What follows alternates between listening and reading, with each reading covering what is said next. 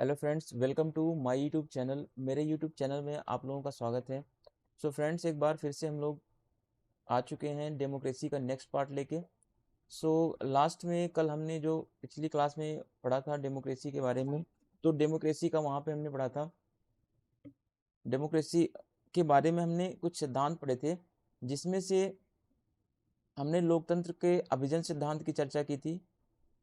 अभिजन सिद्धांत, elite theory, जिसमें हमने शास्त्रीय अभिजन के बारे में पढ़ लिया था। ठीक है, शास्त्रीय अभिजन के बारे में पढ़ लिया था, जिसकी क्या विशेषता थी कि जो शास्त्रीय अभिजन सिद्धांतकार हैं वे लोकतंत्र के समर्थक नहीं थे। ठीक है, लोकतंत्र के समर्थक नहीं थे, जबकि जो आधुनिक अभिजन है, जो मॉडर्न इलाइट थ्योरी को मानने वाले हैं, वे डेमोक्रेसी को सपोर्ट करते हैं। तो यहाँ से आपका एक क्वेश्चन बनने के चांसेस हैं। ठीक है, तो इनको आप याद करना अच्छे से कि जो एलीट क्लास के लोग हैं, जो एलीट क्लास में आते हैं, उनमें हमने दो पार्ट में करके पढ़ा था। एक तो शास्त्रीय पढ़ा था, क्लासिकल, और दूसरा मॉडर्न पढ़ेंगे। ठीक है, तो दो चीज़ों को ध्यान में रख के पढ़ेंगे। इससे क्या होगा कि हमें कंपैरिजन करके पढ़ने को मिलेगा। दूसरी बात, तो हमें आसानी से चीज़ें समझ में भी आ जाएंगी। ठीक है, तो अब हम देखने चल रहे हैं कि जो आधुनिक अभिजन सिद्धांतकार हैं, मॉडर्न इलाइट थ्योरी को मानने वाले हैं, उनमें सबसे फेमस थिंकर हैं कॉल मैनहेम। ठीक है, इनकी पुस्तक का नाम है आइडियोलॉजी एंड यूटोपिया, 1929 में लिखी गई। नेट के एग्जाम में पूछा गया क्वेश्चन है, तो इंपॉर्टेंट क्वेश्चन। ठीक है, इन्होंने यह माना है कि इस अपनी पुस्तक में कि शासन जो है सत्ता में, जनता जो है शासन सत्ता में सीधे सहभागिता नहीं कर सकती है, अतः निश्चित समय के बाद उसकी इच्छा जानने के लिए लोकतंत्र में निर्वाचन होते हैं। कार्ल मैनहाइम ये बताना चाह रहे हैं कि जो जनता होती है, ठीक है, जनता होती है, सामान्य जनता, वो शासन में सीधे पार्टिसिपेट नहीं कर सकती। क्यों नहीं कर सकती? एक तो जनता के पास टाइम नहीं होता प्रॉपर। दूसरी बात, जनता के पास इतना, सामान्य जनता के पास इतना नॉलेज नहीं होता कि वो शासन को कैसे चलाएं कैसे ना चलाएं। ठीक है, तीसरी बात कि आज का जो आधुनिक आधुनिक राज्य है, ठीक है, जो आधुनिक राज्य है, आधुनिक राज्य का जो विस्तार हो रहा है, ठीक है, विस्तार होने की वजह से भी जो है जनता डायरेक्ट डेमोक्रेसी को आगे नहीं ले जा सकती। इसका एक रीजन ये भी है। तो इन सभी चीज़ों को देखते हुए कार्ल मैनहीम ने ये बोला कि जनता की इच्छा जानने के लिए, ठीक है, जनता की इच्छा जानने के लिए कि जनता अपना प्रतिनिधि किसे चुनेगी, किसे बनाएगी, है ना, तो उसके लिए इन्होंने बता दिया अपनी पुस्तक में द आइडियोलॉजी एंड यूटोपिया। इन्होंने इसमें बता दिया कि एक निश्चित समय के बाद जनता की इच्छा जानी जाती है, और उस इच्छा में जनता यह बताती है कि वो अपना प्रतिनिधि किसे बनाएगा। ठीक है, नेक्स्ट थिंकर है हमारे सार्टोरी हैं। सार्टोरी की जो फेमस बुक है डेमोक्रेटिक थियरी है, 1962 में लिखी गई है। तो ये सारी बुक्स आप याद कर लेना प्लीज। ठीक है, अपनी पुस्तक में इन्होंने लोकतंत्र को एक ऐसी प्रक्रिया माना है जिसमें शासन सत्ता के लिए क्या होता है, परस्पर प्रतिस्पर्धा होती रहती है। डेमोक्रेटिक थियरी में सार्टोरी ने बताया कि लोकतंत्र एक ऐसी प्रक्रिया होती है, डेमोक्रेसी एक ऐसा प्रोसेस है, ठीक है, जिसमें क्या होता है, जिसमें सत्ता को प्राप्त करने के लिए हमेशा इसमें संघर्ष चलता रहता है। ठीक है, इसमें प्रतिस्पर्धा होती रहती है। आज आप देखेंगे सत्ता प्राप्ति के लिए बीजेपी में और कांग्रेस में हमेशा क्या रहती है, प्रतिस्पर्धा चलती रहती है। तो ऐसे ही कंपटीशन चलता रहता है सत्ता को पाने के लिए, शासन में आने के लिए। ठीक है, सार्टोरी कहते हैं कि लोकतंत्र के लिए वास्तविक खतरा नेताओं से नहीं है, अपितु क्या है, नेताओं के अभाव से है। देखिए, सार्टोरी का एक फेमस स्टेटमेंट है, ये कोटेशन में आप इनको कर लीजिएगा। ठीक है, तो ये कह रहे हैं कि लोकतंत्र को खतरा नेताओं से नहीं है। ठीक है, क्यों नहीं है? क्योंकि नेता क्या करते हैं, नेता जो है जनता के हितों की रक्षा के लिए बनाए जाते हैं। ठीक है, लोकतंत्र में क्या होती है, एक अपोजिशन होता है,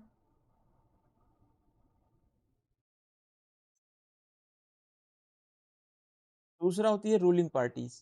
ठीक है, तो दो चीजें होती हैं। अपोजिशन क्या करता है, अपोजिशन में भी नेता होते हैं और रूलिंग पार्टी में भी नेता होते हैं। तो लोकतंत्र का एक लक्षण है कि अपोजिशन हमेशा वहां पे विद्यमान रहता है, और अपोजिशन क्या करता है, आम जनता के अधिकारों की सुरक्षा के लिए वह आवाज उठाता है, जिससे कि रूलिंग पार्टी जो है वो डिक्टेटरशिप न बन पाए, तानाशाही न बन पाए। तो सार्टोरी यही कह रहे हैं कि जो लोकतंत्र है, लोकतंत्र में खतरा जो है व्यक्ति को नेताओं से नहीं होता। ठीक है, बल्कि अगर नेता नहीं होंगे तो कोई एक व्यक्ति आ सकता है, यहाँ पे कोई कोई भी व्यक्ति शासन सत्ता में अपना हाथ जमा सकता है, और शासन को तानाशाही रूप दे सकता है। ठीक है, तो इसके लिए जरूरी है कि लोकतंत्र में नेता होने चाहिए। ठीक है, फिर सार्टोनी ने राजनीतिक प्रजातंत्र का सिद्धांत दिया। अब आगे देखते हैं, नेक्स्ट थिंकर हैं जोसेफ शुम्पेटर। जोसेफ शुम्पेटर की फेमस जो बुक है कैपिटलिज्म, सोशलिज्म एंड डेमोक्रेसी, ये 1942 में लिखी गई बुक है ना। ये बार बार नेट के एग्जाम में पूछी जाती है। जितनी भी बुक्स मैंने लिखवाया ऊपर, चाहे सार्टोरी के लीजिए, चाहे शुम्पेटर के ले लीजिए, चाहे एंथनी डाउन्स के ले लीजिए, आप जितने भी थिंकर्स हैं ना, सबकी बुक्स आप क्या करना, आप याद कर लेना लिख के। ठीक है, फिर शुम्पेटर ने बताया अपनी पुस्तक में, कैपिटलिज्म एंड सोशलिज्म इनकी फेमस बुक है, 1942 में लिखी गई। इसमें इन्होंने बताया कि लोकतंत्र एक ऐसी संस्थात्मक व्यवस्था होती है जिसमें नेता मतों के लिए क्या करते हैं, यहाँ पे प्रतिस्पर्धा करते रहते हैं। ठीक है, ये कह रहे हैं कि डेमोक्रेसी एक ऐसी संस्था होती है, ऐसी संस्था होती है या फिर ऐसी संस्थात्मक व्यवस्था होती है जिसमें नेता क्या करते हैं, नेता लोगों का वोट बटोरने के लिए, वोट लेने के लिए क्या करते हैं, ये हमेशा आपस में कंपटीशन करते रहते हैं। ठीक है, प्रतिस्पर्धा करते रहते हैं। इस प्रतिस्पर्धा से फायदा किसको होता है, आम जनता को फायदा होता है। ठीक है, कोई एक नेता आएगा बोलेगा हम आपको 200 यूनिट बिजली फ्री देंगे, कोई दूसरा नेता आएगा बोलेगा कि हम आपका जो है ओल्ड पेंशन स्कीम लागू कर देंगे, फिर कोई तीसरा नेता आएगा। तो ऐसे ऐसे कुछ वादे करते हैं जिसमें जनता को कहीं ना कहीं फायदा मिलता है। अब देखिए, इसमें राजनीतिक नेता असीम सत्ता का प्रयोग नहीं कर सकते, इंपॉर्टेंट नहीं ये भी। लोकतंत्र का क्या लक्षण है, लोकतंत्र का लक्षण होता है कि जो नेता होते हैं वो कभी भी तानाशाह नहीं बन सकते, कभी भी अपनी असीमित शक्ति का प्रयोग नहीं कर सकते। ठीक है, लोकतंत्र में जनता को अपने पसंद की नीतियां, कार्यक्रम चुनने का अवसर मिल जाता है, अन्य शासन प्रणालियों में ऐसा नहीं हो पाता। लोकतंत्र का एक और लक्षण है, एक और इसकी विशेषता है कि जनता जिसे चाहे, ठीक है, जनता जिसे चाहे अपने मनपसंद के अकॉर्डिंग नेता उसे चुन सकती है, जबकि अन्य शासन व्यवस्थाओं में ऐसा पॉसिबल नहीं हो पाता है। तो इन सब चीजों का भी ध्यान रखना हमें जरूरी होता है। ठीक है, फिर आगे शुम्पेटर कह रहे हैं कि शुम्पेटर के अनुसार लोकतांत्रिक तरीका एक संस्थात्मक तरीका है जिसके दो अभिप्राय हैं। ठीक है, लोकतांत्रिक तरीका कैसा है, एक संस्थात्मक तरीका होता है, यानी कि इसमें एक संस्थाएं होती हैं, इन संस्थाओं के माध्यम से ही कोई लोकतंत्र आगे बढ़ता है। देखिए, पहला इन्होंने क्या क्या अभिप्राय बताया है, लोकतंत्र में जो निर्णय लिए जाते हैं वो पहली बात तो नेताओं के द्वारा लिए जाते हैं। ठीक है, हमारे जो एमएलए होते हैं, कुछ एमपीज होते हैं, ठीक है, वो क्या करते हैं, वही निर्णय लेते हैं। ठीक है, अब देखिए दूसरी बात क्या बोल रहे हैं शुम्पेटर, कह रहे नेताओं के मध्य वोट प्राप्ति के लिए क्या होती है, खुली प्रतिस्पर्धा होती है। ठीक है, खुली प्रतिस्पर्धा का मतलब जो मैंने अभी बताया कि नेता क्या करते हैं, वादे करते हैं, ठीक है, वोट पाने के लिए। फिर आगे देखिए, शुम्पेटर जो है प्रत्यक्ष लोकतंत्र के परंपरागत सिद्धांत को नकारते हुए प्रतिस्पर्धा आधारित नेतृत्व लोकतंत्र की वकालत करते हैं। ठीक है, ये शब्द इंपॉर्टेंट है, नेतृत्व लोकतंत्र। अब क्वेश्चन आ जाएगा सीधे उठ के कि नेतृत्व लोकतंत्र का संबंध किससे है, तो आपको क्या करना है, शुम्पेटर को लगाना है। ठीक है, तो शुम्पेटर पहली बात तो प्रत्यक्ष लोकतंत्र को नकारते हैं। पहली बात तो प्रत्यक्ष लोकतंत्र आज के टाइम पे पॉसिबल भी नहीं हो पा रहा है।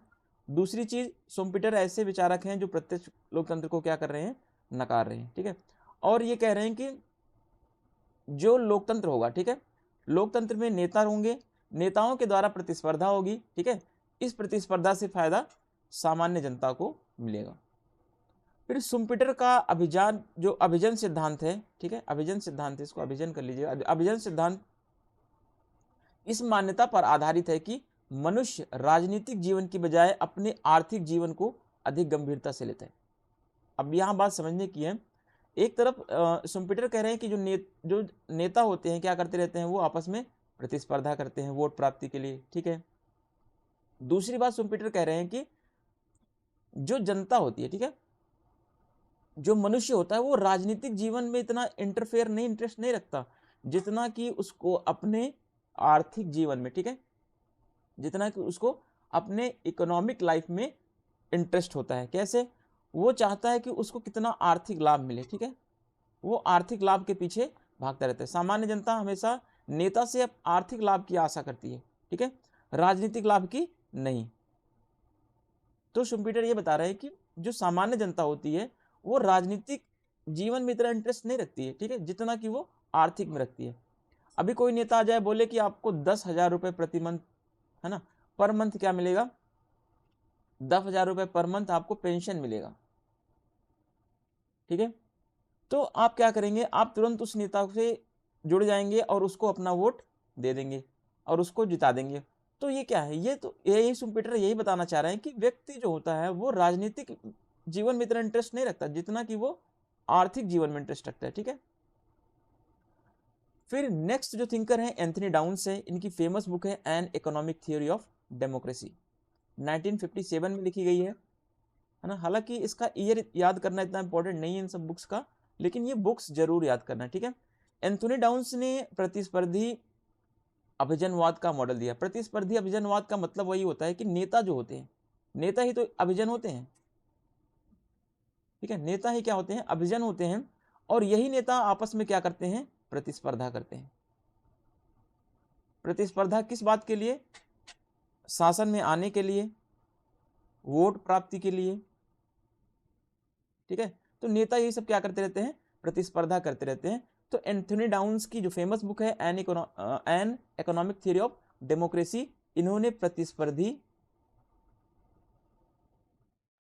अभिजनवाद का मॉडल दिया, ठीक है, ये ध्यान रखना आप, प्रतिस्पर्धी अभिजनवाद का मॉडल दिया इन्होंने, ये मैं आपको हाईलाइट कर दे रहा हूँ, ठीक है। फिर शुम्पेटर वाले मॉडल को एंथनी डाउन्स ने लोकतंत्र का आर्थिक मॉडल कहा।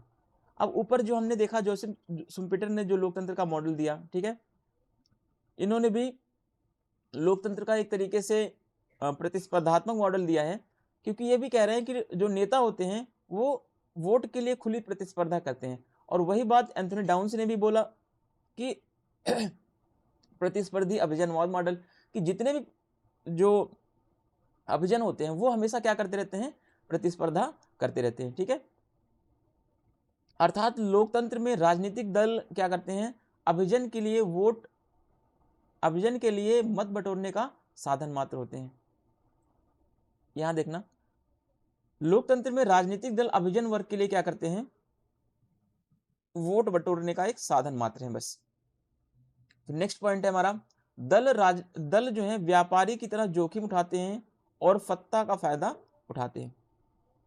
देखिए दलों का क्या काम होता है, जैसे व्यापारी वर्ग के लोग होते हैं वो रिस्क लेने के लिए हमेशा तैयार रहते हैं, वैसे ही दल जो होते हैं, दल जो होता है वोट प्राप्त करने के लिए, ठीक है, दल जो है वोट प्राप्त करने के लिए हमेशा रिस्क लेते रहते हैं हमेशा वो, ठीक है। अब नेक्स्ट थिंकर हमारे हैं टीबी बॉटोमोर। हालांकि इतना डिटेल में नहीं पूछता आपसे एग्जाम में, बस पूछेगा आपसे, क्या पूछेगा, इकोनॉमिक थ्योरी ऑफ डेमोक्रेसी, शुम्पेटर का लोकतंत्र का कौन सा मॉडल है, तो अभिजनवाद का मॉडल है, ठीक है, इतना ही पूछता है, ठीक है। इससे ज़्यादा बहुत ज़्यादा डीप में पूछेगा तो आप सही भी नहीं कर पाओगे, ठीक है, क्योंकि इतना बड़ा सिलेबस है, अभी याद करना बहुत मुश्किल हो जाएगा आपके लिए। तो जितना मैं बताऊंगा उतना आप पढ़ के जाइए और चीज़ों को सीखिए, ठीक है, याद करने की बजाय आप चीज़ों को सीखिए। बुक वगैरह तो चलिए याद करना मस्ट है, उसको याद करना पड़ेगा, लेकिन जो कॉन्सेप्ट है उसको सीख लेंगे ना तो आपको फिर भटकने की जरूरत नहीं पड़ेगी। अब नेक्स्ट जो थिंकर है मैं टीबी बॉटोमोर। बॉटोमोर ने अपनी पुस्तक इलाइट एंड सोसाइटी, ठीक है, 1966 में इन्होंने लिखा, और इन्होंने माना कि अभिजन वर्ग ही प्रत्येक प्रकार की शासन प्रणाली में अपने आप को सत्ता में बनाए रखता है। बॉटोमोर कह रहे हैं कि चाहे शासन का स्वरूप कैसा भी, चाहे वो लोकतंत्र हो, चाहे वह लोकतंत्र हो, चाहे वह साम्यवादी शासन व्यवस्था हो, चाहे वह तानाशाही व्यवस्था हो, है ना, कैसी व्यवस्था हो, वहां पे आपको अभिजन सत्ता में ही मिलेंगे, ठीक है। जो अभिजन आपको मिलेंगे वो सत्ता में होंगे, बाकी जो आम जनता होगी, ठीक है, उनके ऊपर हमेशा शासन किया जाता है। शासनकर्ता कौन है, हमेशा अभिजन करते हैं, ये बात ध्यान रखना, ठीक है। बॉटोमोर यही कह रहे हैं कि चाहे कोई सी भी शासन व्यवस्था हो, चाहे कोई सी भी पॉलिटिकल सिस्टम हो, चाहे कैसा भी देश हो, कैसा भी शासन प्रणाली हो, वहां पे आपको हमेशा जो है अभिजन वर्ग कहाँ देखने को मिलेंगे, सत्ता में देखने को मिलेंगे। क्यों, क्योंकि अभिजन जो होते हैं, ठीक है, ऐसा क्यों होता है, क्योंकि अभिजन जो होते हैं हमेशा वो कैसे होते हैं, अल्प में होते हैं, अल्पमत में होते हैं, कम संख्या होती है इनकी। दूसरी बात, ये संगठित होते हैं, ठीक है, संगठित होने की वजह से ये क्या करते हैं, भीड़ पर ये कब्जा कर लेते हैं। ठीक है, अब नेक्स्ट पॉइंट देखिए, परंतु आधुनिक विशिष्ट वर्गवादी लोकतंत्र को विशिष्ट वर्गवाद से जोड़ देते हैं। ये लोकतंत्र को केवल शासन प्रणाली के रूप में स्वीकार करते हैं। जो आधुनिक जो अभिजन सिद्धांतकार हैं, ये कहते हैं लोकतंत्र को एक शासन प्रणाली के रूप में स्वीकार करते हैं। ठीक है, ये लोकतंत्र को एक लोकतंत्र ही मानते हैं, न कि अभिजन का शासन और जो विशिष्ट वर्ग का शासन, इस तरीके से चीजों को ये बहुत कम देखते हैं। ठीक है, ये लोकतंत्र को केवल लोकतंत्र के रूप में ही स्वीकार करते हैं। जैसा कि लोकतंत्र का जो सिद्धांत है, एक लोकतंत्र में जनता का शासन होता है, तो वैसे ही ये भी सिद्धांत को मानने वाले हैं। Thank you. चैनल को लाइक करें, सब्सक्राइब करें एंड शेयर करें। और मेरे चैनल का नाम है द पॉलिटिकल फिलोसोफर, है ना। आप मेरे चैनल से भी जुड़ सकते हैं, टेलीग्राम पे भी ये चैनल है, वहाँ से भी आप जुड़ सकते हैं। और वहाँ पे आपको इसका PDF मैं प्रोवाइड करा दूंगा। हालांकि PDF अभी नहीं हो सकता प्रोवाइड। ठीक है, क्यों? क्योंकि PDF में भी कुछ वर्ड्स के करेक्शन है, कुछ वर्ड जो है मिसप्रिंट मिस टाइपिंग हो गए हैं, जिसकी वजह से अभी मैं इसको सही करके ही प्रोवाइड कराऊंगा आपको।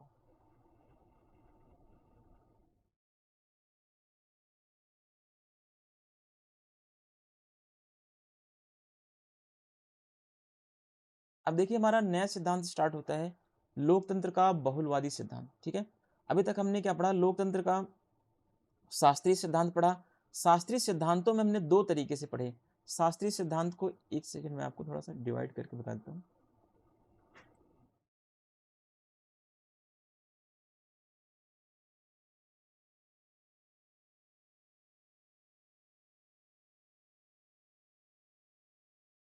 हमने अभी लोकतंत्र के शास्त्रीय सिद्धांत की बात की। ठीक है, लोकतंत्र का अभिजन सिद्धांत हमने पढ़ा, अभिजन सिद्धांत या इलाइट थ्योरी ऑफ डेमोक्रेसी। इसको हमने दो पार्ट में डिवाइड करके पढ़ा। एक तो शास्त्रीय सिद्धांत, दूसरा लोकतंत्र का आधुनिक सिद्धांत। ठीक है, तो इनमें हमने दोनों के बारे में पढ़ा। इसमें पेरेटो, मोस्का, मिसेल्स, है ना, ये सारे थिंकर्स हमने पढ़ लिया। और इसमें हमने देखा कि सुम्पीटर, कार्ल मैनहाइम, एंथनी डाउन्स, कुछ ऐसे थिंकर्स थे जो आधुनिक अभिजन सिद्धांतकार हैं, आधुनिक अभिजन सिद्धांतकार। ठीक है, थोड़ी राइटिंग का इश्यू है मेरा, तो आप थोड़ा देख लेना, बोलते हुए मैं चल रहा हूँ। ठीक है, तो जो शास्त्रीय अभिजन है, ठीक है, जो शास्त्रीय अभिजन है, इन्होंने क्या किया? इन्होंने लोकतंत्र को स्वीकार नहीं किया, लोकतंत्र को स्वीकार नहीं किया इन्होंने। जबकि आधुनिक सिद्धांत, जो आधुनिक अभिजन सिद्धांतवादी हैं, इन्होंने लोकतंत्र को एक्सेप्ट किया, लोकतंत्र को स्वीकार किया है। ठीक है, अब चीजें हमें समझ में आनी चाहिए कि अभिजन सिद्धांत हमने पढ़ लिया। अभिजन सिद्धांत को हमने दो पार्ट में पढ़ा, एक तो पहला शास्त्रीय अभिजन, दूसरा आधुनिक अभिजन। ठीक है, मॉडर्न इलाइट थ्योरी और क्लासिकल इलाइट थ्योरी, दो तरीके से हमने चीजों को देख लिया। अब हम देखेंगे कि अगला हमारा क्या सिद्धांत होगा। तो अगला जो सिद्धांत है हमारा बहुलवादी सिद्धांत है। ठीक है, हमने क्लासिकल थ्योरी पढ़ लिया, तो इसको आप नंबर 2 में कर सकते हो। ठीक है, नंबर 2 डाल सकते हो, जो भी आपकी मर्जी। ठीक है, ऐसा कोई डिवीजन नहीं है। तो नेक्स्ट जो हमारा सिद्धांत है वो लोकतंत्र का बहुलवादी सिद्धांत है। अब इन सिद्धांतकारों के अनुसार समाज में अनेक समूह शक्ति एवं सत्ता के लिए प्रतिस्पर्धा करते हैं। अब यहां बात समझने वाली है। ठीक है, अब ये कह रहे हैं कि समाज में केवल अभिजन वर्ग ही नहीं होते जो शक्तियां हासिल करते हैं। ठीक है, बहुलवाद क्या बोलता है कि समाज में केवल एक ही वर्ग नहीं होता जो शक्तियों पर नियंत्रण बना के रखता है, बल्कि समाज में बहुत सारे ऐसे ग्रुप्स होते हैं, छोटे छोटे, जो क्या करते हैं? शक्ति और सत्ता के लिए हमेशा प्रतिस्पर्धा करते रहते हैं, हमेशा कंपटीशन करते रहते हैं। तो इस चीज का आप ध्यान रखना। ठीक है, बहुलवाद का मतलब है कि बहुत सारी चीजें ऐसी होंगी जो समाज में, जो शक्ति और सत्ता के लिए हमेशा ये प्रतिस्पर्धा करती रहेंगी। ठीक है। जबकि अभिजन सिद्धांत क्या मानता है, अभिजन सिद्धांतकारों ने बोला कि जो प्रतिस्पर्धा होती है वो हमेशा अभिजनों के बीच में होती है, ठीक है, इलीट क्लास के बीच में होती है, अभिजनों के बीच प्रतिस्पर्धा, ऐसा अभिजन सिद्धांतकारों ने माना। जबकि बहुलवादी सिद्धांतकारों ने क्या बोला कि समाज में बहुत सारे समूह होंगे छोटे छोटे, जो शक्ति प्राप्ति करने के लिए, शासन में आने के लिए क्या करते हैं, वो हमेशा प्रतिस्पर्धा करते रहते हैं, ठीक है। चलिए अब देखिए बहुलवादी लोकतंत्र का जो सिद्धांत है हमारा, ठीक है, बहुलवादी लोकतंत्र के सिद्धांतकार लोकतंत्र की बजाय बहुल तंत्र शब्द का प्रयोग करते हैं। ये इंपॉर्टेंट समझना है, ठीक है। बहुल तंत्र, कभी कभी ये क्वेश्चन पूछता है बहुल तंत्र शब्द किससे संबंधित है, तो ये शब्द का प्रयोग किया रॉबर्ट डहेल ने, ठीक है, रॉबर्ट डहेल, इस शब्द का प्रयोग रॉबर्ट डहेल ने किया, ठीक है। तो बहुलवादी सिद्धांतकार लोकतंत्र का प्रयोग नहीं करते, लोकतंत्र की जगह कौन से शब्द का यूज करते हैं, कौन से वर्ड्स का यूज करते हैं, ये पोलियार्की का यूज करते हैं, ठीक है, या प्लूरलिज्म का भी यूज करते हैं। देखिए बहुल तंत्र का आशय क्या है, बहुल अल्पसंख्यकों का शासन। देखिए बहुल तंत्र का मतलब कि आम जनता का शासन नहीं होता, आम जनता का शासन बिल्कुल भी नहीं है, इसमें भी अल्पसंख्यक ही शासन करेंगे, ठीक है, इसमें भी अल्पसंख्यक ही शासन करेंगे, पर वो अल्पसंख्यक बहुत सारे छोटे छोटे छोटे छोटे क्या होंगे, समूहों में विभाजित होंगे, ठीक है। तो ये सब क्या होते हैं, ऐसे छोटे छोटे समूहों में क्या होंगे, डिवाइड होंगे, जो शासन सत्ता में भागीदारी करने के लिए, जो शासन सत्ता में प्रतिस्पर्धा करने के लिए हमेशा आगे रहते हैं, ठीक है। तो इन चीजों का आप ध्यान रखना। अब देखिए नेक्स्ट पॉइंट हमारा रॉबर्ट डहेल, ठीक है, और एक दूसरे थिंकर हैं चार्ल्स लिंडब्लॉम ने बहुल तंत्र शब्द या शब्द का प्रयोग इन्होंने अपनी संयुक्त रूप में, इनकी जो बुक है, देखिए दोनों ने एक मिलकर के एक बुक लिखी, इन दोनों की कॉमन बुक है, जो दोनों ने मिल के लिखा हुआ है, इनकी बुक का नाम है पॉलिटिक्स एंड मार्केट्स, ठीक है। ये बहुत इंपॉर्टेंट बुक है, ये एग्जाम में एक नहीं 3 से 4 बार एग्जाम में पूछा गया है, ठीक है। Politics and market the world's political economic system 1980 में ये बुक लिखी गई। इस बुक को लिखने में 2 लोगों का योगदान है, एक तो रॉबर्ट डहेल का, दूसरा चार्ल्स लिंडब्लॉम का, ठीक है। इन दोनों ने मिलकर के बहुल तंत्र शब्द का प्रयोग भी किया है। किसी एक का नाम अगर आ जाए तो आपको रॉबर्ट डहेल कर देना है, अगर ऑप्शन में दोनों के नाम मिले आपको तो चार्ल्स लिंडब्लॉम और रॉबर्ट डहेल दोनों ने इस शब्द का प्रयोग किया हुआ है मिलकर के, ठीक है।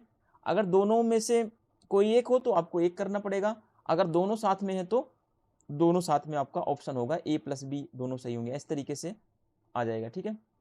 अगर केवल एक होगा तो आप रॉबर्ट डहेल की तरफ जाइएगा, फिर बाकी जो भी चैलेंजेस होंगे उनको बाद में देख लिया जाएगा, ठीक है। अब देखिए रॉबर्ट डहेल ने अपनी पुस्तक अ प्रीफेस टू डेमोक्रेटिक थियरी 1956, ये इंपॉर्टेंट ईयर है, ठीक है, 1956 में इन्होंने एक बुक लिखी अ प्रीफेस टू डेमोक्रेटिक थियरी में बहुलवादी लोकतंत्र का सिद्धांत इन्होंने प्रस्तुत किया। अब ये समझने वाली बात है कि बहुलवादी लोकतंत्र सिद्धांत है क्या, ठीक है। तो जो बहुलवादी लोकतंत्र सिद्धांत है ये कहता है कि समाज में, चाहे कोई भी समाज हो, चाहे कोई भी राज्य हो, तो छोटे छोटे अल्पसंख्यकों में, छोटे छोटे ग्रुप्स में क्या होते हैं, अल्पतंत्र जो होता है वो विभाजित होता है, जो क्या करता रहता है, हमेशा शासन प्राप्ति के लिए, सत्ता प्राप्ति के लिए हमेशा ये प्रतिस्पर्धा करता रहता है, ठीक है। तो इसी को क्या कहते हैं, बहुल तंत्र कहते हैं। यानी कि बहुत सारे तंत्र होते हैं समाज में, समाज में क्या होते हैं, बहुत सारे सिस्टम्स होते हैं जो शासन प्राप्ति के लिए क्या करते हैं, जो गवर्नमेंट में आने के लिए, जो रूल्स करने के लिए हमेशा प्रतिस्पर्धा करते रहते हैं, ठीक है। अब रॉबर्ट डहेल कहते हैं कि लोकतंत्र में ही जवाबदेहिता और लोकप्रिय उत्तरदायित्व सुनिश्चित होता है। सीधी सी बात है, जहां जहां पे भी लोकतंत्र होगा वहां पे उत्तरदायित्व का सिद्धांत पाया जाएगा। आप तानाशाही शासन व्यवस्था में कभी भी उत्तरदायित्व शासन को नहीं देखेंगे, ठीक है, चाहे वो हिटलर का शासन हो, चाहे वो मुसोलिनी का हो, चाहे वो नॉर्थ कोरिया के शासक की कोई भी, जहां पे आप देखेंगे वहां पे तानाशाही जहां जहां पे होगी वहां पे कभी भी रिस्पॉन्सिबिलिटी आपको देखने को नहीं मिलेगी, कभी भी गवर्नमेंट आपके लिए रिस्पॉन्सिबल नहीं होगी, ठीक है। और जहां पे लोकतंत्र होगा वहां पे आपको उत्तरदायित्व देखने को मिलेगा, यानी कि जो नेता होंगे, ठीक है, जो नेता होंगे वो जनता के प्रति क्या होंगे, रिस्पॉन्सिबल होंगे। ठीक है, अब देखिए बहुलतंत्र के समर्थक कौन कौन से हैं। सिमोन लिप्सेट हैं, रॉबर्ट डेहल हैं, आर्थर बेंटले हैं, डेविड ट्रूमैन हैं। ठीक है, और गलती मुझसे एक मैं लास्ट में आपको क्या करूंगा, जितने भी थिंकर्स हैं, ठीक है, रॉबर्ट डेहल हैं, आर्थर बेंटले हैं, डेविड ट्रूमैन हैं, है ना, इन सब की बुक्स में लास्ट में आपको प्रोवाइड करा दूंगा, पीपीटी में ऐड कर दूंगा 1-2 स्लाइड्स और, जिससे कि आप बुक्स भी याद कर लेना। बुक्स से हमेशा 5 से 10 क्वेश्चन आ जाता है हर एग्जाम में। ठीक है, चलिए देखते हैं आगे हम। अब देखते हैं बहुलवादी लोकतंत्र की क्या क्या विशेषताएं होती हैं। ठीक है, अब देखिए पहली विशेषता इसकी क्या है, यह दृष्टिकोण भी शास्त्रीय लोकतांत्रिक सिद्धांत का विरोध करता है। अब शास्त्रीय लोकतांत्रिक सिद्धांत क्या होता है कि उसमें यह माना जाता है कि जो शासन करता है, शासन का एक ही स्रोत होता है। ठीक है, शास्त्रीय लोकतंत्र सिद्धांत क्या मानता है, शासन का एक ही क्या होता है, स्रोत होता है। ठीक है, नेता ही केवल शासन करते हैं, जबकि बहुलवादी लोकतांत्रिक व्यवस्था कहती है नेता ही नहीं बल्कि समाज में अलग अलग छोटे छोटे और भी समूह होते हैं जो शासन में भागीदारी करने के लिए प्रतिस्पर्धा करते रहते हैं। ठीक है, तो ये बहुलवाद का सिद्धांत है। अब देखिए इस दृष्टिकोण के अनुसार लोकतांत्रिक व्यवस्था में मनुष्य के विभिन्न हितों के आधार पर विभिन्न समूहों का उभार होता है। उभार का मतलब उदय। ठीक है, ये समूह भी लोकतांत्रिक प्रक्रिया के केंद्र में होते हैं। अब देखिए कहना क्या चाह रहे हैं कि ये कह रहे हैं कि लोकतांत्रिक व्यवस्था में मनुष्य के विभिन्न हितों के आधार पर, देखिए आज जो लोकतंत्र है ना, लोकतंत्र में मनुष्य के हर व्यक्ति का क्या होता है, अलग अलग इंटरेस्ट होता है। तो अलग अलग इंटरेस्ट के अकॉर्डिंग अलग अलग समूह भी बन जाते हैं। जैसे किसानों का इंटरेस्ट, तो किसानों के इंटरेस्ट के लिए क्या होता है, किसानों का दल बना दिया गया। ठीक है, किसानों के इंटरेस्ट के लिए किसानों का दबाव समूह बना दिया गया। डॉक्टरों के इंटरेस्ट के लिए डॉक्टरों का दबाव समूह बना दिया गया। टीचरों के हितों की पूर्ति के लिए टीचरों का दबाव समूह बना दिया जाता है। तो आज का जैसा समाज का स्वरूप बदल रहा है, वैसे वैसे समाज के आधार में विभिन्न समूहों का उदय भी हो रहा है, उभार भी हो रहा है। ठीक है, और ये जो समूह होते हैं, जो दबाव समूह बन रहे हैं आज के टाइम पे, ये क्या होते हैं, ये लोकतांत्रिक प्रक्रिया के केंद्र में होते हैं। यानी ये लोकतंत्र को बनाए रखने में महत्वपूर्ण भूमिका निभाते हैं, लोकतंत्र को चलाए रखने में महत्वपूर्ण भूमिका निभाते हैं। ठीक है, अब देखिए लोकतंत्र में अंतरक्रियाएं प्रतिस्पर्धा व सहयोग के रूप में ये चलती रहती है। अब लोकतंत्र में क्या होती है, इंटरेक्शंस होता रहता है, अंतरक्रियाएं होती हैं। लोकतंत्र में हमेशा प्रतिस्पर्धा होती रहती है शासन प्राप्ति के लिए। लोकतंत्र में सहयोग भी पाया जाता है। तो अंतरक्रिया, प्रतिस्पर्धा और सहयोग ये हमेशा क्या चलता रहता है, लोकतंत्र का ये लक्षण है और ये हमेशा चलता रहता है। ठीक है, ये समूह लोकतांत्रिक तरीके से अपनी गतिविधियों का संचालन करते हैं, परंतु इनमें एकाधिकारवादी प्रवृत्तियां नहीं पाई जाती हैं। देखिए लोकतंत्र में जितने भी समूह होते हैं अलग अलग, ये हमेशा क्या करते रहते हैं, ये गतिविधियों को जो है लोकतांत्रिक तरीके से चलाए रखने का काम करते हैं। यानी कि जो समूह, जैसे चाहे चाहे वो नेताओं का समूह हो, चाहे वो दबाव समूह हो, चाहे वो डॉक्टरों का हितों का समूह हो, कोई सा भी समूह होता है, वो क्या करते हैं, वो लोकतांत्रिक प्रक्रिया को चलाए रखने के साधन होते हैं, जिससे कि लोकतांत्रिक प्रक्रिया कभी भंग ना हो, लोकतांत्रिक प्रक्रिया हमेशा चलती रहे। ठीक है, और इससे होता क्या है, इससे कभी भी जब प्रक्रिया चलती रहेगी तो इससे तानाशाही शासन व्यवस्था उत्पन्न नहीं होने पाती है। ठीक है, तो इससे कभी भी एकाधिकारवादी प्रवृत्तियां नहीं उत्पन्न होने पाती हैं। क्लियर। नेक्स्ट पॉइंट देखिए, इन समूहों के बीच क्या होता है, हमेशा इन समूहों के बीच लोकतांत्रिक मूल्यों के प्रति सहमति होती है। लोकतांत्रिक मूल्य क्या है, जो भी समूह होंगे, ठीक है, जितने भी राजनीतिक दल होंगे, जितने भी समूह होंगे, है ना, बहुलवाद कहता है कि जितने भी समूह समाज में होते हैं, जितने भी दल होते हैं, है ना, उन सब क्या करते हैं, वो सब लोकतांत्रिक मूल्यों के प्रति उनमें एकता पाई जाती है। लोकतांत्रिक मूल्य क्या है, जैसे कि स्वतंत्रता, समानता, न्याय, अधिकार, है ना, ये सब क्या है, लिबर्टी, इक्वलिटी, जस्टिस, राइट्स, है ना, ये सब क्या है, ये सब लोकतांत्रिक मूल्य होते हैं। तो जितनी भी पार्टियां होंगी, जितने भी दबाव समूह होंगे, जितने भी प्रेशर्स ग्रुप्स होंगे, वे सब क्या करते हैं, उन सब में एक कंसेंट पाया जाता है, एक सहमति पाई जाती है कि सभी लोकतांत्रिक मूल्यों के प्रति एक रहते हैं। ठीक है, और क्या होता है, और ये जनता के हितों के संरक्षक के रूप में अपने को व्यक्त करते हैं। जितने भी समाज में छोटे छोटे समूह होंगे, ठीक है, वो क्या करते हैं, वे अपने आप को ये बताते हैं कि हम क्या हैं, जनता के हितों के संरक्षक हैं, हम जनता के हितों की बात करते हैं और अपने जनता के हितों को ये क्या करते रहते हैं, हमेशा एक्सप्रेस करते रहते हैं। क्लियर है?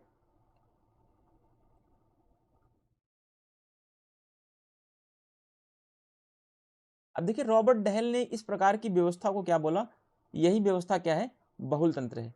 यानी कहने का मतलब है कि कॉमन चीजें समझ लीजिए आप, रॉबर्ट डहेल कह रहे हैं कि समाज में बहुत सारे छोटे छोटे ग्रुप्स होते हैं, बहुत छोटे छोटे समूह होते हैं जो शासन प्राप्ति के लिए हमेशा क्या करते रहते हैं, प्रतिस्पर्धा में लगे रहते हैं और शासन प्राप्ति के लिए प्रतिस्पर्धा के साथ साथ ये क्या करते हैं, ये लोकतांत्रिक मूल्यों के प्रति सहमति भी रखते हैं। ठीक है, तो ये जो है, ये हमेशा जो बहुलवाद है, जो बहुलवाद में जो समूह पाए जाते हैं, ये समूह लोकतांत्रिक तरीके से गतिविधियों का संचालन करते रहते हैं, जिससे कि कभी भी तानाशाही प्रवृत्तियां उत्पन्न नहीं होने पाती हैं। ठीक है, अब आप सोच के बताओ, जहां पे एक पार्टी सिस्टम होगा, एक बार आप एग्जाम्पल के थ्रू सोचिए, जहां पे वन पार्टी सिस्टम होगा, वन पार्टी सिस्टम जहां पे होगा, वहां पे तानाशाही आएगी, या फिर जहां पे मल्टी पार्टी सिस्टम होगा वहां पे तानाशाही आएगी? आप बताओ। आप कहेंगे कि जाहिर सी बात है सर, जहां पे एक दलीय व्यवस्था होगी वहां पे तानाशाही आएगी, जैसे चीन में, क्यूबा में, है ना। तो ये सब क्या है, रसिया में, रूस में। ठीक है, तो यहाँ पे क्या है, मैक्सिमम एक ही दलीय प्रशासन प्रणाली वाले ये देश है। तो यहाँ पे नॉर्थ कोरिया को ले लीजिए। ठीक है, तो ऐसे देशों में क्या है, ऐसे देशों में केवल एक ही दल है, ठीक है, जिसकी वजह से एक दल का हमेशा जीवन पर्यंत प्रभुत्व बना रहता है, जिसकी वजह से होता क्या है कि तानाशाही की प्रवृत्तियां उत्पन्न हो जाती हैं। अब जहां पे बहुत सारे दल होंगे क्या होगा, बहुत सारे दल होंगे तो इन दलों के बीच क्या होगी, प्रतिस्पर्धा होगी। प्रतिस्पर्धा किस लिए होगी, प्रतिस्पर्धा होगी लोकतंत्र को बचाने के लिए, लोकतांत्रिक मूल्यों को बढ़ाने के लिए, है ना, लोकतांत्रिक मूल्यों को आगे बढ़ाने के लिए, जनता के हितों को आगे बढ़ाने के लिए, स्वतंत्रता को बनाए रखने के लिए, समानता को बनाए रखने के लिए, इन सब के लिए क्या होगी, अगर बहुत सारी पार्टियां होंगी, मल्टी पार्टी सिस्टम होगा, तो वहां पे लोगों के अधिकारों को ज्यादा संरक्षण मिलेगा, वहां पे तानाशाही प्रवृत्तियां उभर के सामने नहीं आ पाएंगी जल्दी। ठीक है, देखिए अब देखिए बहुलवाद की अगली क्या विशेषताएं हैं, इसके अंतर्गत विभिन्न समूह क्या होते हैं, सक्रिय होते हैं। जैसे टीचरों का समूह, डॉक्टरों का समूह, है ना, किसानों का समूह, नेताओं का समूह, छात्रों का समूह। ठीक है, तो ऐसे बहुत सारे समूह होते हैं जो क्या होते हैं, हमेशा सक्रिय रहते हैं। बहुत सारे समूह के सक्रिय होने के साथ क्या होता है, इन समूहों में आपस में क्या होती है, प्रतिस्पर्धा चलती रहती है। ठीक है, जो निर्णय निर्माण की प्रक्रिया को अपने हितों के आधार पर संचालित करना चाहते हैं और अपनी बात को मनवाना चाहते हैं। देखिए ये जो अलग अलग समूह हैं बेसिकली, ये इनको हम दबाव समूह की संज्ञा दे सकते हैं। ठीक है, इनको हम प्रेशर ग्रुप्स की संज्ञा दे सकते हैं। तो जितने भी अलग अलग प्रेशर ग्रुप्स होंगे वो क्या करेंगे, वे अपने अपने ग्रुप्स के इंटरेस्ट को आगे बढ़ाने की बात करेंगे और गवर्नमेंट पर यह दबाव बनाएंगे और सरकार पर यह दबाव बनाने का कोशिश करते हैं ये लोग, जिस समूह का कोई अपना इंटरेस्ट होगा। ठीक है, जैसे मान लीजिए किसानों का समूह है, तो किसानों का समूह क्या करेगा, किसानों का समूह, ठीक है, किसानों का समूह क्या करेगा, किसानों के हितों की बात करेगा, है ना। किसान दबाव, किसानों का जो समूह होगा, किसानों का जो ग्रुप्स होगा, वो किसानों के हितों की बात करेगा, ना कि टीचर के हितों की। ठीक है, तो ऐसे समाज में अलग अलग ग्रुप्स होते हैं। जैसे आज देखिए हिट एंड रन वाला मामला क्या चल रहा है, हिट एंड रन। ठीक है, जो भी है, हिट एंड रन में क्या मामला चल रहा है कि इसमें जो इंटरेस्ट होते हैं, हिट एंड रन वाले मामले में क्या चल रहा है, इसमें भी एक ड्राइवर्स का ग्रुप है। ठीक है, ड्राइवर्स का क्या है, ग्रुप है, जो क्या कर रहा है, जो इंटरेस्ट को, अपने अपने इंटरेस्ट को आगे बढ़ाने की बात कर रहा है। ठीक है, तो हम चर्चा कर रहे थे कि जो अभी जितने भी समाज में जितने भी ग्रुप्स होते हैं, है ना, रॉबर्ट डहेल या बहुलवाद यही कहता है कि समाज में बहुत सारे ग्रुप्स होते हैं। जैसे कि आज जो मामला चल रहा है, जैसे हिट एंड रन का मामला चल रहा है। ठीक है, तो आप हिट एंड रन वाले मामले को ले लीजिए, है ना। तो हिट एंड रन में जो मामला है कि जो अगर किसी कोई ड्राइवर एक्सीडेंट करके भाग नहीं सकता, ठीक है, जो भी उसके प्रावधान है, जो भी प्रोविजंस हैं, वो भी आप देख लीजिएगा। फिलहाल मामला क्या है कि जो हिट एंड रन का मामला था, इसमें ट्रक ड्राइवरों ने क्या कर दिया है, हड़ताल कर दिया है, ठीक है, स्ट्राइक कर दिया उन्होंने। स्ट्राइक इसलिए कर दिया क्योंकि ट्रक ड्राइवरों का एक अपना समूह भी है, ठीक है। तो ये अपने इंटरेस्ट की बात कर रहे हैं ना। अब ट्रक ड्राइवर तो जो है वो अपने इंटरेस्ट की बात करेंगे, और डॉक्टर का जो समूह होगा, डॉक्टर्स का जो ग्रुप होगा, वो अपने इंटरेस्ट की बात करेगा। टीचर्स का जो ग्रुप होगा, वो टीचर्स के ग्रुप इंटरेस्ट की बात करेगा, टीचर्स के हितों की बात करेगा। तो ऐसे समाज में बहुत सारे ग्रुप्स होते हैं जो क्या करते हैं, जो शासन की नीतियों को प्रभावित करने का काम करते हैं, ठीक है। और ये अपने अकॉर्डिंग क्या करते हैं, जितने भी इंटरेस्ट ग्रुप्स होते हैं, जितने भी दबाव समूह होते हैं, वो अपने हितों को पूरा करवाने के लिए वो क्या करते हैं, शासन में दबाव बनाते हैं, जिससे कि शासन में जो सरकारें होती हैं, ठीक है, वो उनके अकॉर्डिंग रूल्स बनाना शुरू कर दें, ठीक है। ये तो हो गया हमारा बहुलवाद।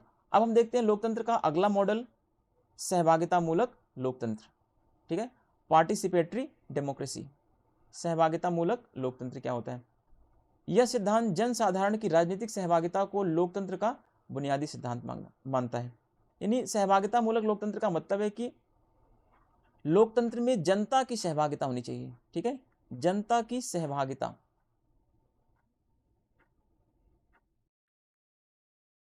यानी कि जब लोकतंत्र में जनता अपनी सहभागिता करे, तभी हम क्या कहेंगे, जन लोकतांत्रिक, ये सहभागिता मूलक या लोकतंत्र है।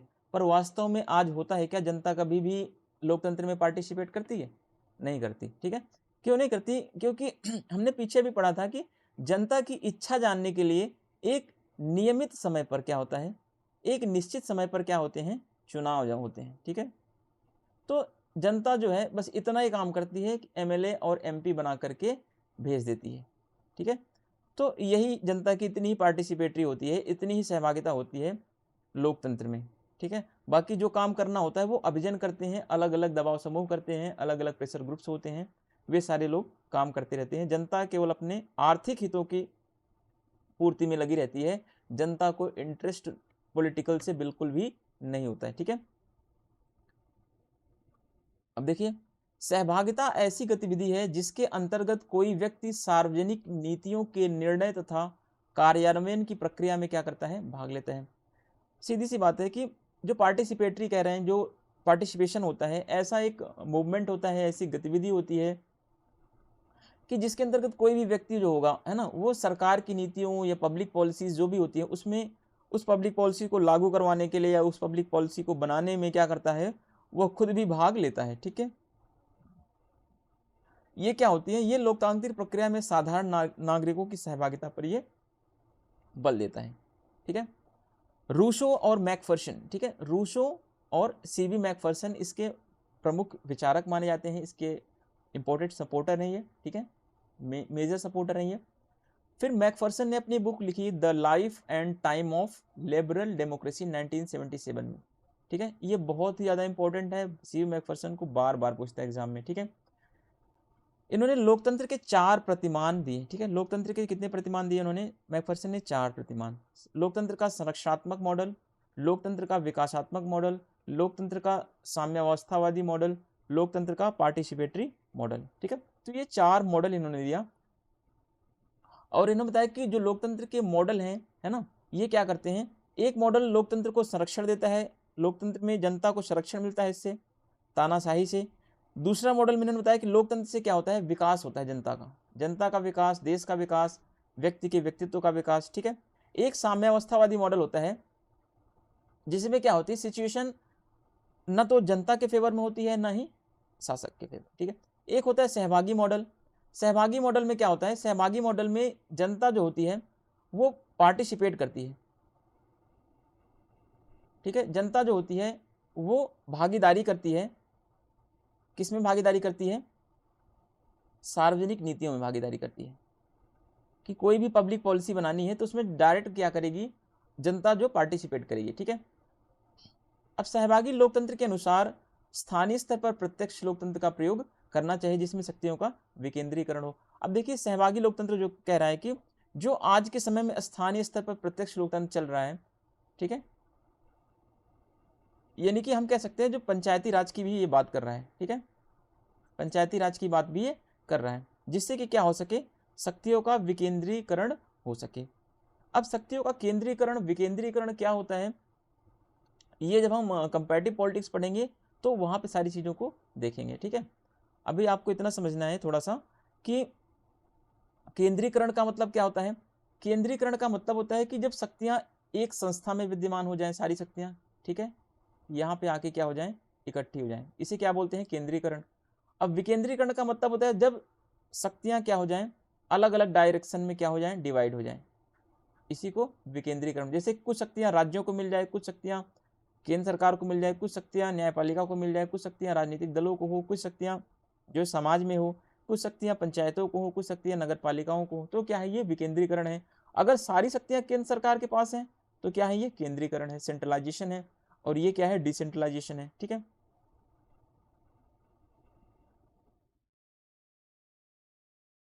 अब देखिए लोकतंत्र का जो सहभागिता मूलक लोकतंत्र है हमारा, इनके अनुसार लोकतंत्र क्या है, व्यक्ति के व्यक्तित्व के विकास के लिए आवश्यक है, ठीक है, व्यक्ति के व्यक्तित्व के लिए आवश्यक है। अगर सहभागिता मूलक लोकतंत्र नहीं होगा तो व्यक्ति का विकास नहीं हो सकता, उसका पर्सनालिटी डेवलपमेंट नहीं हो सकता। वर्तमान में कुछ ऐसे थिंकर्स हैं जिन्होंने सहभागिता मूलक लोकतंत्र को आगे बढ़ाया, जिसमें निकोलस पोलांजा हैं, कैरोल पैटमैन हैं, ठीक है। कैरोल पैटमैन की बुक है the participation and democratic theory है। इसके समर्थक ये उत्तरदायित्व, समानता व सक्रिय नागरिकता पर बल देते हैं, ठीक है। तो जितने भी थिंकर्स हैं इसके, वो किस पर बल दे रहे हैं, उत्तरदायित्व पर, रिस्पॉन्सिबिलिटी पर और इक्वलिटी पर फोकस कर रहे हैं, ठीक है।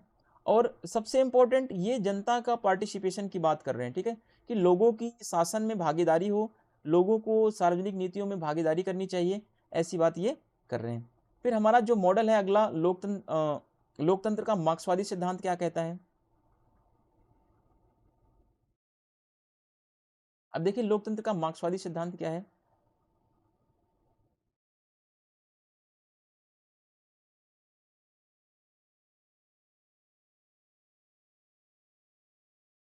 ठीक है, लोकतंत्र का मार्क्सवादी सिद्धांत,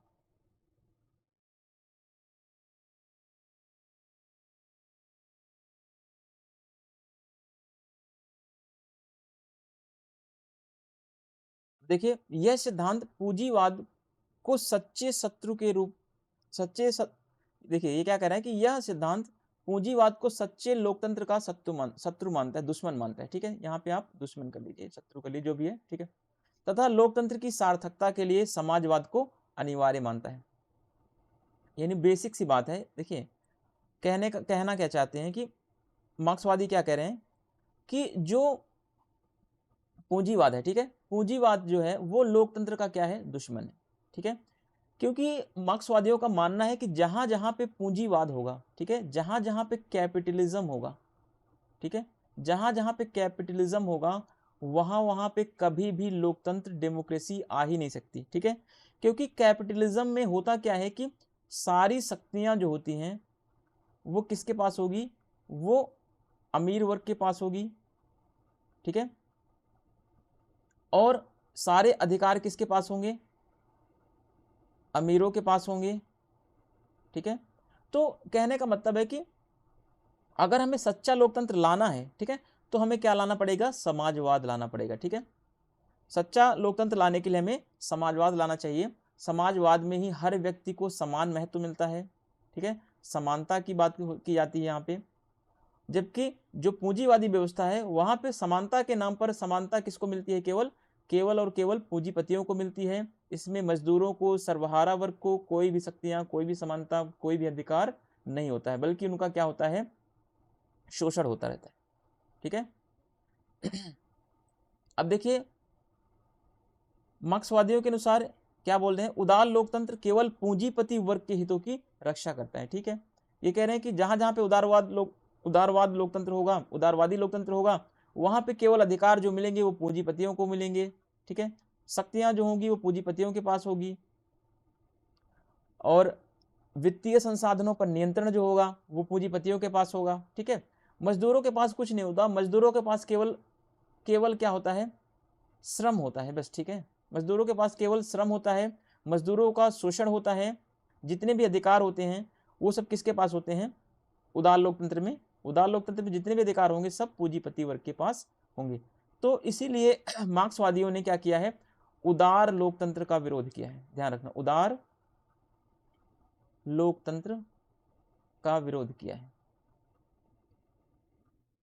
उदार लोकतंत्र को ही हम पूंजीवादी लोकतंत्र भी कह सकते हैं, ठीक है। ये सर्वहारा के अधिनायक को ही ठोस लोकतंत्र की संज्ञा देते हैं। यानी मार्क्सवादी जो हैं ये कह रहे हैं जब तक सर्वहारा का अधिनायक तंत्र नहीं आएगा तब तक वास्तविक लोकतंत्र की स्थापना नहीं हो सकती, क्योंकि इसका ध्येय क्या है? लोक शक्ति का प्रभुत्व स्थापित करना है। किसका? सर्वहारा के अधिनायकवाद का क्या उद्देश्य है?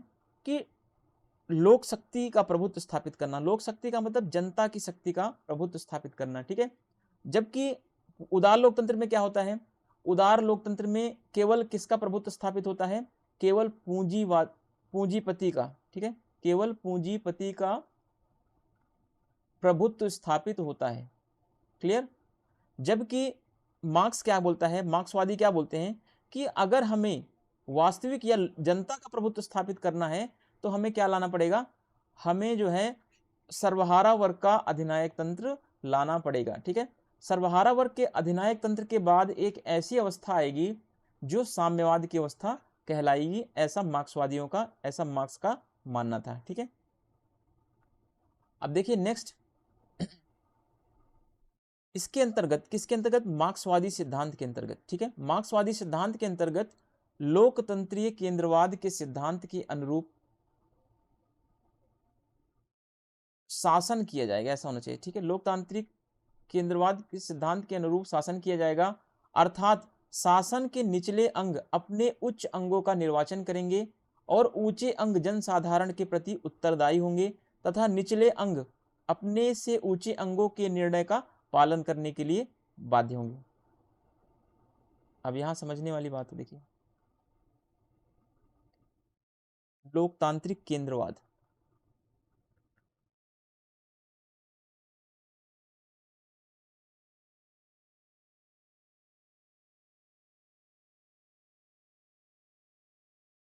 लोकतांत्रिक केंद्रवाद, ठीक है।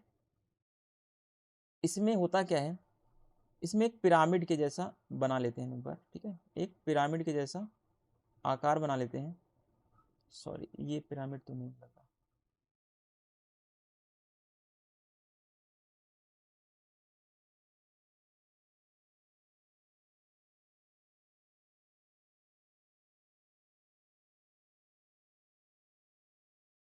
चलिए इसमें फिर से देखते हैं।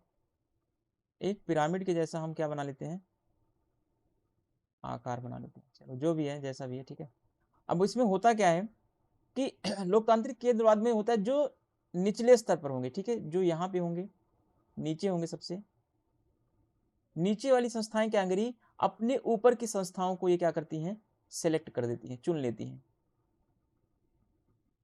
चुनती हैं, ठीक है। फिर ये वाली संस्था अपने इस ऊपर वाली संस्था को सिलेक्ट करेगी, फिर ये वाली संस्था जो है अपने ऊपर वाली संस्थाओं का निर्माण करेगी, फिर यहाँ पे जाके ऊपर ऐसे ऐसे करके क्या होता है? संस्थाएं जो होती हैं वो नीचे से ऊपर की तरफ चलती हैं। लेकिन होता क्या है इसमें? होता यह है कि जो ऊपर की संस्थाएं होती हैं, ठीक है, जो ऊपर की संस्थाएं होती हैं वो क्या होती हैं? निचली संस्थाओं के प्रति, निचली संस्थाओं के प्रति क्या होती हैं? उत्तरदायी होती हैं। दूसरी बात, ऊपर की संस्थाएं जनता के प्रति भी उत्तरदायी होंगी, जनता के प्रति भी उत्तरदायी होंगी। और इसमें होता क्या है कि जो नीचे की संस्थाएं हैं, जिन्होंने नीचे की संस्थाओं ने ऊपर की संस्थाएं बनाई हैं, ठीक है, ये नीचे की संस्थाएं क्या करती हैं? ऊपर की संस्थाओं की बात मानती हैं, ऊपर की संस्थाओं की बात, ऊपर की संस्थाओं की बात मानती हैं। बात इसलिए भी मानती हैं क्योंकि नीचे की संस्थाओं ने तो इनको बनाया है, ऊपर की संस्थाओं ने ये थोड़ी बोला कि भाई आप हमें बनाओ, ठीक है। जब आपने बनाया है तो आप इसको फॉलो भी तो करोगे, इनकी बातों को, ठीक है। तो इस तरीके से क्या होता है? संस्थाएं बनती चली जाती है। इसी को लोकतांत्रिक केंद्रवाद की संज्ञा दी गई है, ठीक है। अब आप कमेंट करके ये बताना कि लोकतांत्रिक लोकतांत्रिक केंद्रवाद, ठीक है, जो ये लोकतांत्रिक केंद्रवाद है इसका सिद्धांत किसने दिया, ठीक है। आपके लिए एक मैं वर्क दे देता हूँ, आप बताना कि लोकतांत्रिक केंद्रवाद का सिद्धांत किसके द्वारा दिया गया है, ठीक है। ये तो हमने कुछ सिद्धांत पढ़ लिए, जैसे कि मार्क्सवादी सिद्धांत हमने, और लोकतंत्र का सहभागिता मूलक सिद्धांत, लोकतंत्र का बहुलवादी सिद्धांत, लोकतंत्र का आधुनिक सिद्धांत, लोकतंत्र का अभिजनवादी सिद्धांत, है ना। ये सारे सिद्धांत हम अभी पढ़ चुके हैं। अब हम देखेंगे समकालीन या उदारवादी समाज में लोकतांत्रिक सिद्धांत या इसके अन्य मॉडल कौन कौन से हैं, है ना। इस मॉडल की चर्चा हमें करनी पड़ेगी, और अब हम शायद नेक्स्ट क्लास में इसकी चर्चा करें। Thank you, thanks for watching.